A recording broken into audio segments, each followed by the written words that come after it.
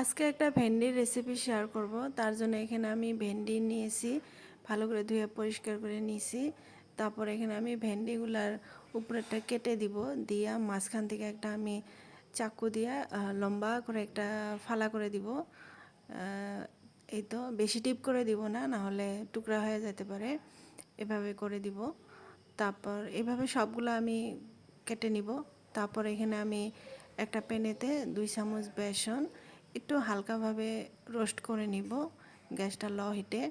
তারপর এখানে আমি একটা বলের মধ্যে নুন, হলুদের গুঁড়া, ধনিয়ার গুঁড়া, জিরার গুঁড়া, লাল মরিচের গুঁড়া, তারপরে ভেজে রাখা বেসনটা আর লেবু রস দিয়ে দিব। লেবু রসটা দিয়ে আমি মশলাগুলোর সাথে ভালো করে মিক্স করে নিব। তারপর যদি বেশি ড্রাই লাগে তারপরে একটু জল দিয়ে আমি মিক্স করে নিছি। তারপর এইভাবে ভেন্ডিগুলার ভিতরে আমি মশলাগুলা এরকম টিপে টিপে ভালো করে ভরে দিব। এইভাবে একটা একটা করে সব ভেন্ডির ভিতরে আমি মশলাগুলো ভালো করে ঢুকে দিব আস্তে আস্তে এরকমভাবে।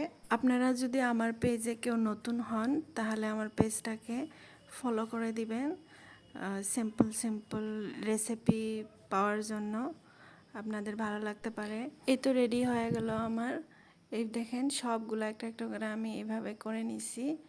তারপরে এখানে আমি একটা প্যানের মধ্যে তেল দিয়ে দিব, দিয়ে তারপর একটা একটা করে ভেন্ডি আমি তেলের মধ্যে সবগুলো দিয়ে দিব, দিয়া একটু ঢাকনা দিয়ে আমি ঢেকে রাখবো যাতে সফট হয়। ভেন্ডি ফ্রাই হতে বেশি টাইম লাগে না, তাড়াতাড়ি হয়। তার জন্য আমি একটু টাইম ঢেকে রেখে আবার ঢাকনাটা খুলে আবার উল্টায়ে দিব। আপনারা এইভাবে একবার ভেন্ডি বানিয়ে ট্রাই করে দেখবেন, খেতে খুব ভালো লাগে। একবার এইভাবে ট্রাই করে দেখবেন ইনশাল্লাহ। তারপর আমি ভেন্ডিগুলো আস্তে আস্তে সব উল্টায় আবার একটু টাইম ঢাকনা দিয়ে ঢেকে রাখছি। এই তো আমার এখন হয়ে গেছে অলমোস্ট। ভেন্ডিটা দেখেন দেখতে সফট দেখা গেছে।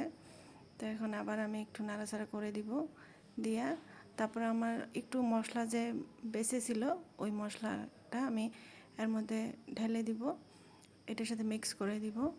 এইভাবে দিলে আর একটু খেতে ভালো লাগে মশলাটা, তার জন্য আমি এইভাবে দিয়ে দিলাম। দিয়ে একটু আস্তে আস্তে আবার একটু উল্টায় পাল্টায় নিব। এই তো বেশি টাইম লাগে না ভরবা ভেন্ডি বানাইতে। আপনাদের কাছে যদি রেসিপিটা ভালো লাগে তাহলে একটা লাইক করে দিবেন, আর নতুন হলে চ্যানেলটাকে সাবস্ক্রাইব করে দিবেন।